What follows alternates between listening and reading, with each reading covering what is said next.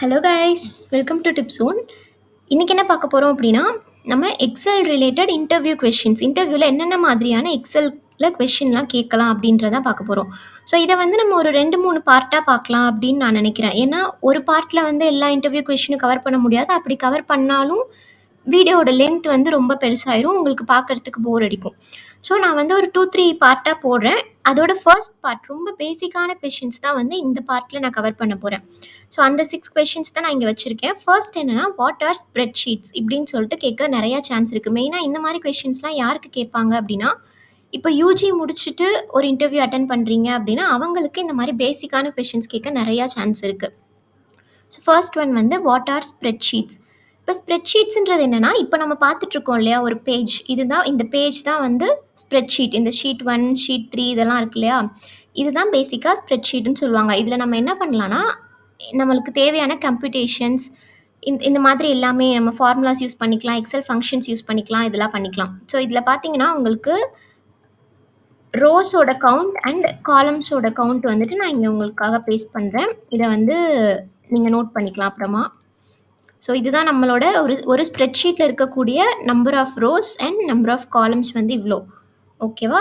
Next வந்து இது வந்து ரொம்ப பேசிக்கான கொஷின் தான். ஸோ நெக்ஸ்ட் கொஷின் என்னென்னா, what is a sell address அப்படின்றது.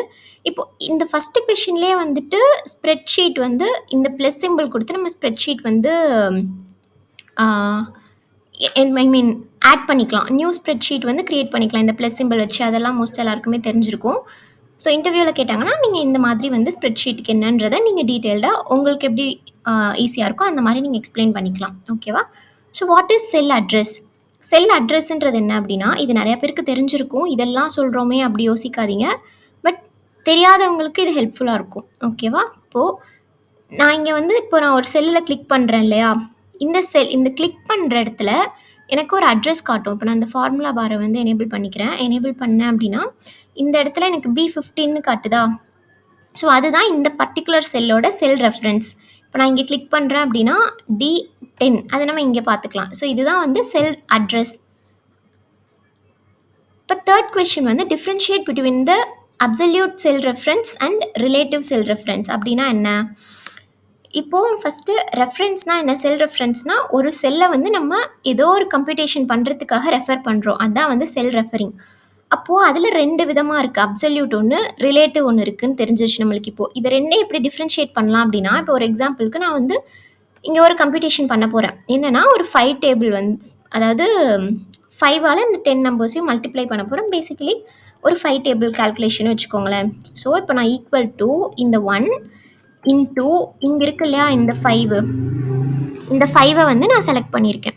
இப்போ போட்டால் என்ன வரும், 5 வருதா. இப்போ நான் என்ன பண்ணுறேன், இதை நான் இப்படியே ட்ராக் பண்ணுறேன் அப்படின்னா என்ன ஆகுது, எனக்கு நெக்ஸ்ட் எல்லாம் 0 வருது.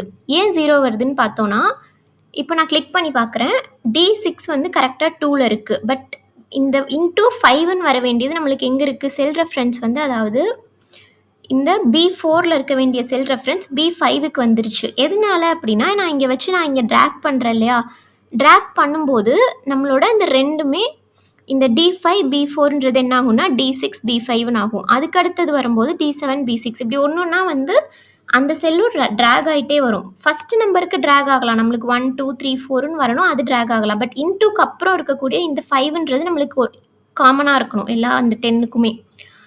ஸோ அதுதான் வந்து இப்போ நான் ட்ராக் பண்ணும்போது மாறிட்டே வருது இல்லையா, அதுக்கு பேர் தான் ரிலேட்டிவ் செல் ரெஃபரன்ஸ். இதே எனக்கு மாறக்கூடாது அப்படின்றதுக்கு பேர் தான் அப்சல்யூட் செல் ரெஃபரன்ஸ். நம்ம அதை வந்து லாக் பண்ண போகிறோம் அந்த செல்லை. அதுக்கு எப்படின்னா, நம்ம வந்து அந்த B-க்கும் 4க்கும் முன்னாடி டாலர் சிம்பிள் போடணும். சில பேர்த்தோட லேப்பில் ஷார்ட்கட்டில் வந்து ஃபங்க்ஷன் F4 ப்ரெஸ் பண்ணோன்னா அது வந்து லாக் ஆகிடும். ஓகேவா? லாக் ஆகுறதுனா ஒன்றும் இல்லை, ஜஸ்ட்டு B-க்கும் 4க்கும் முன்னாடி நம்மளுக்கு டாலர் சிம்பிள் வரும். ஓகேவா? இப்போ வச்சு நான் ட்ராக் பண்ணுறேன்னு வைங்க, இப்போ கரெக்டாக வருதா. இதுக்கு பேர் தான் வந்து அப்சல்யூட் வர்சஸ் ரிலேட்டிவ் செல் ரெஃபரன்ஸ். ஓகேவா? அதாவது நம்ம அந்த ஒரு செல்லை வந்து லாக் பண்ணாமல் நம்ம ட்ராக் பண்ணி கொண்டு வருது, இல்லைனா அந்த செல்லை வந்து நம்ம லாக் பண்ணாமல் அந்த டாலர் சிம்பிள் போடாமல் ரெஃபர் பண்ணக்கூடியது வந்து ரிலேட்டிவ் செல் ரெஃபரன்ஸ். ட்ராக் பண்ணால் அது அடுத்தடுத்த செல் போய்கிட்டே இருக்கும். இதுவே நம்ம டாலர் போட்டு அதை லாக் பண்ணி அந்த ஒரு செல்லை மட்டும்தான் இதை ரெஃபர் பண்ணணும் அடுத்த ஒரு 10 ரோக்கு அப்படின்றது தான் வந்து அப்சல்யூட் ரெஃபரன்ஸ். ஓகேவா? இது ஆக்சுவலாக இந்த இதுக்கு வந்து இன்னும் டீட்டெயில்டாக கூட இன்னொரு வீடியோ இருக்குது, அதோட லிங்க் கூட நான் தரேன். பேசிக்கலாக இதுதான் வந்து இதோட டிஃப்ரென்ஸ். ஓகேவா? இப்போது ஃப்ரீஸ் பேன்ஸ் அப்படின்னா என்ன அப்படின்னு பார்க்கலாம். இப்போ ஃப்ரீஸ் பேனுக்கு நம்ம வந்து எங்கே போகணுன்னா, இப்போ வியூன்ற ஆப்ஷனில் இங்கே ஃப்ரீஸ் பேனுன்ற ஒரு ஆப்ஷன் இருக்கா, இதில் 3 இருக்குது. இதே லாஸ்ட்லேருந்து பார்க்கலாம். ஃபஸ்ட்டு ஃப்ரீஸ் ஃபஸ்ட்டு காலம்னு கொடுக்குறேன்னு வைங்க. இப்போது ஃபஸ்ட்டு காலம் வந்து ஃப்ரீஸ் ஆகிடுச்சு, தெரியுதா? ஏ காலம் வந்து ஃப்ரீஸ் ஆகிருக்கு. நான் கலர் போட்டு காட்டுறேன், உங்களுக்கு ஈஸியாக தெரியும். ஸோ இப்போ ஃபஸ்ட்டு காலம் வந்து மூவ் ஆகவே இல்லை, அது வந்து ஃப்ரீஸ் ஆகிடுச்சு. இப்போ நான் என்ன பண்ணுறேன், திருப்பி வியூவில் போயிட்டு அன்ஃப்ரீஸ் கொடுத்துறேன். இப்போ அந்த ஃப்ரீஸ் ஆனது வந்து எடுத்தாச்சு. இப்போ நெக்ஸ்ட் வந்து ஃப்ரீஸ் டாப் ரோ கொடுக்குறேன் அப்படின்னா சேம், நம்மளோட ஃபஸ்ட்டு ரோ மட்டும் ஃப்ரீஸ் ஆகிருக்கும், தெரியுதா? அது மூவ் ஆகலை. இப்போ மறுபடியும் நான் அன்ஃப்ரீஸ் பண்ணிடுறேன். இப்போ எனக்கு வந்து ஃபஸ்ட்டு ரோவோ ஃபஸ்ட்டு காலமோ எனக்கு ஃப்ரீஸ் பண்ண வேண்டாம், எனக்கு நான் நினைக்கிற மாதிரி எனக்கு ஃப்ரீஸ் பண்ணணும் அப்படின்னு நினைக்கிறீங்க அப்படின்னா, உங்களுக்கு எங்கே ஃப்ரீஸ் பண்ணணுமோ, இப்போ ஃபார் எக்ஸாம்பிள் இப்போ நீங்கள் இங்கே வச்சு ஃப்ரீஸ் அப்ளை பண்ணுறீங்க அப்படின்னா, நீங்கள் வச்சுருக்க செல்லோட லெஃப்ட் சைடு அண்ட் டாப்பு இது 2ம் தான் ஃப்ரீஸ் ஆகும். இப்போ எக்ஸாம்பிளுக்கு நான் இங்கே வந்து B11ல் வச்சுருக்கேன், கரெக்டாக? இப்போ நான் இங்கே போயிட்டு இந்த ஃப்ரீஸ் பேன்ற ஃபஸ்ட் ஆப்ஷன் கொடுக்குறேன் அப்படின்னா, இப்போது அந்த லைன் தெரியுதா, மைல்டாக ஒரு லைன் தெரியும் உங்களுக்கு. இந்த லெஃப்ட்லையும் டாப்லையும் நான் வச்சுருக்க செல்லோட லெஃப்ட்லையும் டாப்லையும் ஒரு லைன் தெரியும். இப்போ நான் ட்ராக் பண்ணும்போது உங்களுக்கு தெரியுதா? இந்த இப்போ நான் இங்கே வச்சனால, அதாவது நான் செகண்ட் காலமில் வச்சுருக்கேன், அதாவது பி காலமில் ஒரு செல்லில் வச்சுருக்கனால ஏ காலம் வந்து ஃப்ரீஸ் ஆகிருக்கு. அதே மாதிரி நான் B11ல் வச்சுருக்கனால B10 வரைக்கும் இருக்க ரோ வந்து ஃப்ரீஸ் ஆகிருக்கு. புரியுதா? அதே மாதிரி நம்ம எந்த செல்லில் வச்சு ஃப்ரீஸ் பேன் கொடுக்குறோமோ அதுக்கு லெஃப்ட்லையும் அதுக்கு டாப்லையும் வரைக்கும் ஃப்ரீஸ் ஆயிரும். இப்போ நான் எல்லாத்தையும் அன்ஃப்ரீஸ் பண்ணிடுறேன். நெக்ஸ்ட்டு வந்து how can one restrict copying a sell from a work sheet. இப்போது உங்களால் இந்த ஷீட்லேருந்து எதையுமே மற்றவங்க காப்பி பண்ணக்கூடாது அப்படின்னு நீங்கள் நினச்சிங்கன்னா, நீங்கள் வந்து இதை ப்ரொடெக்ட் பண்ணலாம். எப்படின்னா, இப்போ இந்த ஷீட்டை வந்து செலக்ட் பண்ணிவிட்டு, அதாவது இந்த ஷீட்டுக்குள்ளே இருந்துட்டு நம்ம போயிட்டு ரிவ்யூன்ற ஆப்ஷனில் ப்ரொடெக்ட் ஷீட் அப்படின்ற ஒரு ஆப்ஷன் இருக்கும்.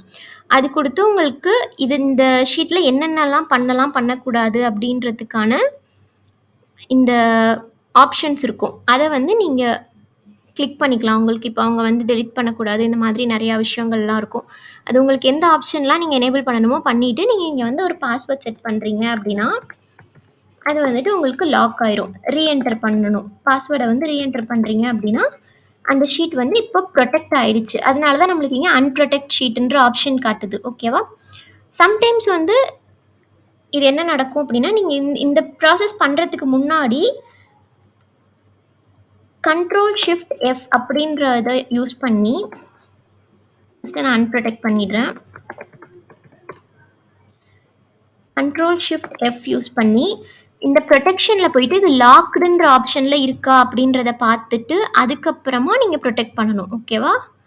அப்போ தான் கரெக்டாக ஒர்க் ஆகும். Next differentiate a formula from a function in Excel. இப்போது ஃபார்முலான்னு சொல்லுவாங்க, சில டைம் ஃபங்க்ஷன்னு சொல்லுவாங்க எக்ஸலில். இப்போ அது ரெண்டுக்கும் என்ன வித்தியாசம் அப்படின்னா, ஒன்றும் இல்லை. இப்போ வந்து நான் ஈக்குவல் டு இங்கே ஒரு நம்பர் வைக்கிறேன், இங்கே ஒரு நம்பர் வைக்கிறேன். இப்போ ஈக்குவல் டு 1, நடுவில் நான் ஒரு ஆப்ரேட்டர் யூஸ் பண்ணுறேன், ப்ளஸ்ஸோ மைனஸோ டிவிஷனோ மல்டிப்ளிகேஷன் என்னமோ ஒன்று. நான் அதை யூஸ் பண்ணி இப்படி பண்ணுறேன் அப்படின்னா, இது வந்து நான் யூஸ் பண்ணக்கூடிய ஃபார்முலா. என்ன ஃபார்முலா யூஸ் பண்ணியிருக்கேன்? ப்ளஸ்ன்ற ஒரு ஆப்ரேட்டர் மட்டும்தான் யூஸ் பண்ணியிருக்கேன். இது ஒரு இன்பில்ட் ஃபங்க்ஷன் கிடையாது. நம்மளுக்கு ஏற்ற மாதிரி இதை நம்ம மாற்றிக்கலாம் எப்படி வேணால். இதுவே ஃபங்க்ஷன் வந்துருச்சுன்னா ஈக்குவல் டு சம் ஆஃப் அப்படின்னு போடுறோம் இல்லையா, சம் ஆஃப்னு போடுறது இது வந்து ஃபங்க்ஷன். அதாவது நம்ம ஃபங்க்ஷன்ன்றது என்னென்னா இன்பில்ட்டாக அந்த எக்ஸல்லையே இருக்கக்கூடிய ஒரு ஃபங்க்ஷனாலிட்டி.